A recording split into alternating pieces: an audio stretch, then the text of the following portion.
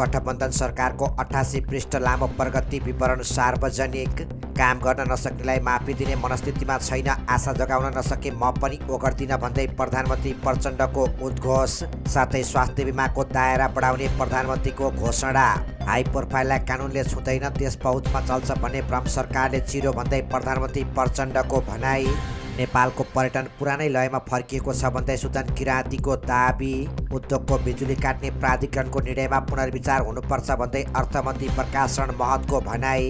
विपिन जोशीलाई आउँदो युद्धविराममा छुटाउन सफल हुनेछौ भन्ने विश्वास छ भन्दै परराष्ट्र मन्त्री एनपी साउदको स्पष्टीकरण। टिभीले सहकारीबाट ऋण लिनु गैर कानुनी हुने मलाई थाहा थिएन भन्दै रवि लामिछानेको स्पष्टीकरण। व्यतिथि अन्त्य गर्न सरकार निर्मम भएर लागेको छ भन्दै अग्निप्रसाद सापकोटाको भनाई। छिमेकी राष्ट्रहरूको प्रगतिबाट नेपालले लाभ लिन सक्नुपर्छ भन्दै प्रविधि मन्त्री रेखा शर्माको विश्लेषण। पूर्व राजा ज्ञानेन्द्रलाई भैरहमा 19 गते अभिनन्दन गरिने। ललितपुरमा मनाइयो उधौली उत्सव। मनमोहन अस्पतालमा महिलाको मृत्यु प्रकरण प्रशासन र मृतकका परिवारबीच सहमति। दार्चुलाको मालिकार्जुन 6 बालविवाह मुक्त वडा घोषणा। युक्रेनको आक्रमणबाट रुसी युद्धपोत क्षतिग्रस्त र काठमाडौँलाई 3 गोलले हराउँदै ललितपुर एनएसएलको क्वालिफायरमा। दर्शकबिन नमस्कार, तपाईँ यति बेला हेर्दै हुनुहुन्छ क्विक खबर। आज मिति 2080 साल पुस 11 गते बुधबार, इस्वी सम्वत 2023 डिसेम्बर 27 तारिक। आज पुस कृष्ण प्रतिपदा पनि रहेको छ। देश विदेशमा घटेका घटना, राजनीतिक खबर लगायतका महत्त्वपूर्ण अपडेट लिएर सदा चाहिँ आज पनि यहाँहरूमाझ उपस्थित भइसकेका छौँ। आउनुहोस् आजको समाचार सुरु गरौँ गठबन्धन सरकारको 88 पृष्ठ लामो प्रगति विवरण सार्वजनिक भएको प्रसङ्गबाट। प्रधानमन्त्री एवं नेकपा माओवादी केन्द्रका अध्यक्ष पुष्पकमल दाहाल प्रचण्ड नेतृत्वको गठबन्धन सरकारको प्रगति विवरण सार्वजनिक भएको छ। प्रधानमन्त्री प्रचण्डले नेतृत्व सम्हालेको 1 वर्ष पुगेको अवसरमा प्रधानमन्त्री तथा मन्त्री परिषदको कार्यालयले 31 बुँदे 88 पृष्ठ लामो कार्य प्रगति विवरण सार्वजनिक गरेको हो। यस अवधिलाई राष्ट्रलाई राजनीतिक स्थायित्व प्रदान गर्दै सुशासन, सामाजिक न्याय र समृद्धिको दिशामा अघि बढाउन तथा नेपाली जनताको सुख र समृद्धिका लागि सरकारले विभिन्न कार्यक्रमलाई उच्च प्राथमिकता र प्रतिबद्धताका साथ कार्यान्वयनमा ल्याएको छ। प्रधानमन्त्री कार्यालयले सार्वजनिक गरेको 1 वर्षको अवधिमा सम्पन्न गरेका प्रमुख कार्यमा उल्लेख छ। सरकार गठन भएपछि बसेको मन्त्री परिषदको पहिलो बैठकबाट देश र जनताको हितमा विभिन्न नीतिगत, कानुनी तथा संरचनागत सुधारका साथै सुशासन, सार्वजनिक सेवा प्रवाह लगायतका क्षेत्रमा महत्त्वपूर्ण सुधारका निर्णय गरिएको दाबी गरिएको छ। प्रधानमन्त्री पुष्पकमल दाहाल प्रचण्डले मन्त्रीहरूलाई असफल हुन छुट नभएको बताएका छन्। सरकार गठन भएको 1 वर्ष पुरा भएको अवसरमा राष्ट्रका नाममा सम्बोधन गर्दै उनले कार्य सम्पादन कमजोर भएको अवस्थामा कसैलाई माफ गर्न नसक्ने चेतावनी दिए। उनले भने हामीलाई असफल हुन छुट छैन, कार्य सम्पादन कमजोर भएको अवस्थामा म कसैलाई माफी गर्ने अवस्था र मनस्थितिमा छैन। हामी आफ्नो भूमिकामा न्याय गर्ने पनि नैतिक दबावमा छौँ। कार्य सम्पादन गर्न सकेनौँ भने कसैले ठाउँ ओगटिराख्नु हुँदैन, छाडिदिनुपर्छ।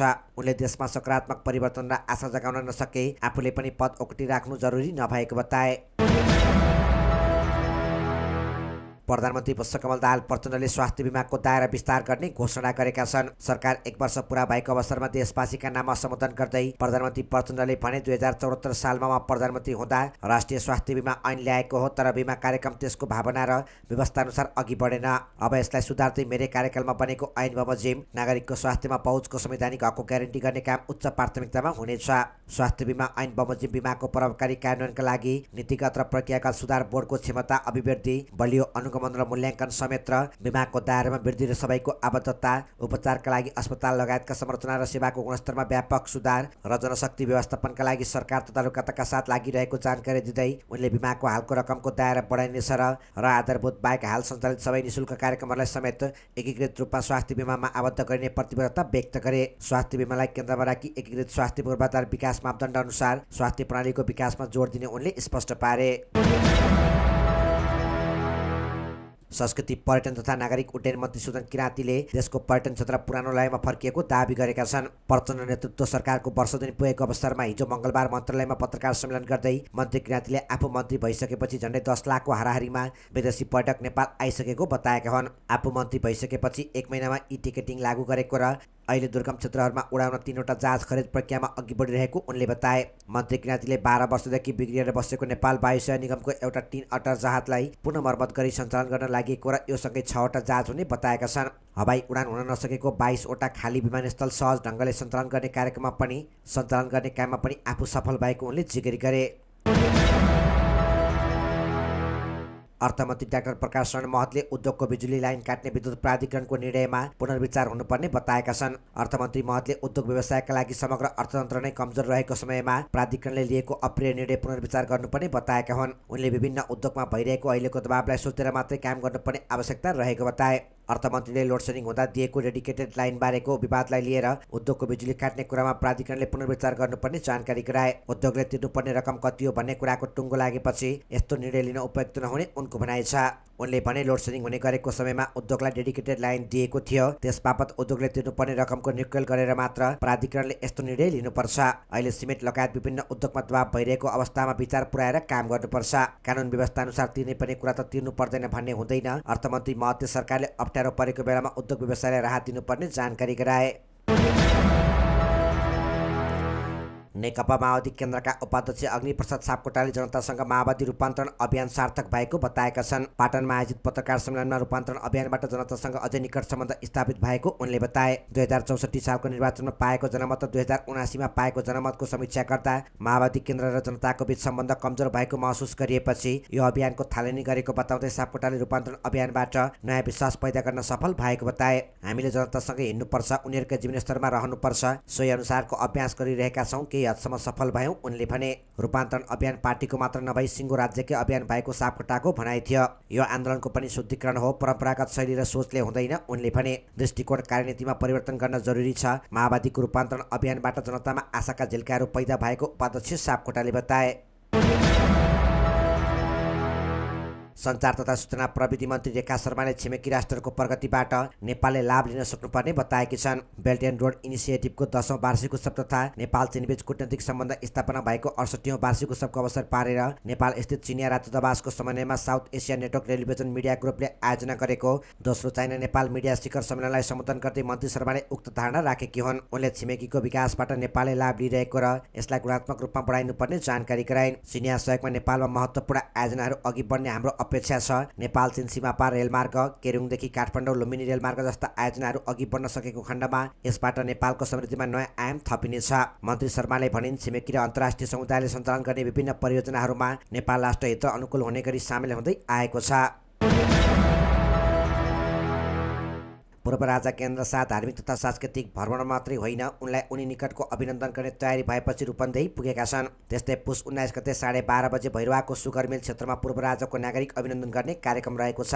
पुस 19 गते अभिनन्दन गर्ने कार्यक्रमको मिति मङ्गलबार सार्वजनिक भए पनि उनी आइतबार नै रूपन्देही आएका थिए। हाल उनी रूपन्देहीको भैरवामा बसेका छन्। मङ्गलबार बुटवल पुगेका उनको सबै कार्यक्रम समेत सुरक्षा निकायलाई जानकारी छैन। यहीबाट उनले कपिलवस्तु, पश्चिम नवलपरासी तथा रूपन्देहीका विभिन्न धार्मिक स्थलहरूको दर्शन तथा भ्रमण गर्ने कार्यक्रम रहेको छ। नागरिक अभिनन्दन समारोह मूल समिति रूपन्देहीले मङ्गलबार भैरवामा पत्रकार भेटघाट कार्यक्रमको आयोजना गरी पूर्व राजाको भ्रमण कार्यक्रमबारे जानकारी गराएको छ। मार्ग शुक्ल पूर्णिमाको दिन किराँत समुदायले उधौली पर्वका रूपमा मनाएका छन्। पितृको मान र प्रकृतिको सम्मानका रूपमा नकिपटका किराँत समुदायले उधौली पर्व मनाएका हुन्। प्रकृति पूजक किराँत समुदायका याख्खाले चासुवा, सुनवारले फोल्स्यादार, राईले उधौली सकेला र लिम्बूहरूले चासोक तङनाम पर्वका नाममा उधौली धुमधामसँग मनाउने गरेका छन्। ललितपुरको सातो बाटो नजिक सानो हात्तीवन किराँत कालदेखिको ऐतिहासिक धार्मिक तीर्थस्थल मानिन्छ। किराँतहरूको ऐतिहासिक पवित्र धार्मिक स्थल सानो हात्तीवनमा पनि मङ्गलबार किराँत चाड विशेष रूपमा मनाएका छन्। पूजापछि आफ्नो परम्परा अनुसार चण्डी नाच, चाम्रुक नाच, ढोल नाच लगायत नाच नाचेर मनोरञ्जन गरेका छन्। पर्व मनाउन त्यहाँ भेला भएका किराँतहरूले आफ्नो परम्परागत सांस्कृतिक कार्यक्रम र विभिन्न खेलकुद प्रतियोगिताको पनि आयोजना गरेका थिए। झापाको बिर्तामोड स्थित मनमोहन मेमोरियल सामुदायिक अस्पतालमा उत्पन्न भएको विवाद साम्य भएको छ। अस्पताल प्रशासन र मृतकका परिवारबीच भएको सहमति पश्चात उत्पन्न विवाद साम्य भएको छ। इलाका प्रहरी कार्यालय अनारमनीमा दुवै पक्षबीच छलफल भएपछि लिखित सहमति भने बाहिर भएको जिल्ला प्रहरी कार्यालय झापाका डीएसपी खगेन्द्र प्रसाद रिजालले जानकारी दिए। उपचारमा संलग्न स्वास्थ्य कर्मीलाई कारबाही गर्नुपर्ने, प्रमुख जिल्ला अधिकारीको संयोजकत्वमा उच्च स्तरीय छानबिन समिति बनाउनु पर्ने, मृतकका छोराछोरीलाई शिक्षा र भरपोषण अस्पतालले बिहोर्नु पर्ने लगायत मुद्दामा सहमति भएको जनाइएको छ। दार्चुलाको मालिकार्जुन गाउँपालिका 6 उकु बालविवाह मुक्त ओडा घोषणा भएको छ। हिजो मङ्गलबार एक कार्यक्रमका बीच गाउँपालिकाले ओडा नम्बर 6 लाई बालविवाह मुक्त ओडा घोषणा गरिएको हो। मालिकार्जुन गाउँपालिकाको सान बालविवाह मुक्त गाउँपालिका हाम्रो अभियान भन्ने मूल नाराका साथ गाउँपालिकाकै पहिलो ओडाको रूपमा उकुलाई बालविवाह मुक्त घोषणा गरिएको हो। मालिकार्जुन गाउँपालिकालाई 2082 सालभित्र बालविवाह मुक्त पालिका बनाउने तयारी भइरहेको छ। स्थानीय रणनीति 2076 लागू भएपछि मल्लिकार्जुन गुड नेबर्स इन्टरनेसनल नेपालले बालविवाह अन्त्यका लागि सचेतनामूलक कार्यक्रम गर्दै आएको छ।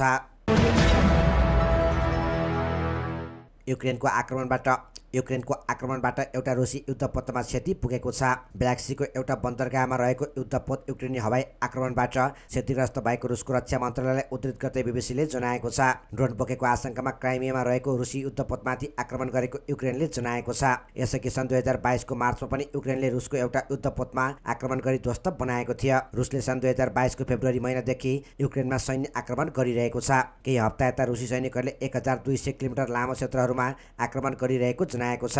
हिउँद सुरु भएपछि युक्रेनको प्रत्याक्रमण रोकेको मौकामा रुसले युक्रेनमाथि आक्रमण बढाएको छ। Lalitpur city FC Nepal super league एनएसएलको दोस्रो क्वालिफायरमा पुगेको छ। दशरथ रङ्गशालामा मङ्गलबार भएको खेलमा काठमाडौँ रेजर्सलाई 3 गोलले हराउँदै ललितपुरले क्वालिफायरमा स्थान बनाएको हो। ललितपुरका लागि इमो इजिकेलले 2 र पापा इबुले 1 गोल गरे। इमोले खेलको 36औं र 53औं मिनेटमा गोल गरे भने पापाले 40औं मिनेटमा गोल गरेका थिए। सोमबार गएको खेलमा पोखरालाई हराउँदै धनगढी फाइनलमा प्रवेश गरिसकेको छ। ललितपुरले फाइनल प्रवेशका लागि बिहिबार पोखरा थन्डरसँग खेल्नुपर्नेछ। फाइनल खेल शनिबार हुनेछ। यस्तै ताजा अपडेटको लागि क्विक खबर हेर्दै गर्नुहोला। धन्यवाद।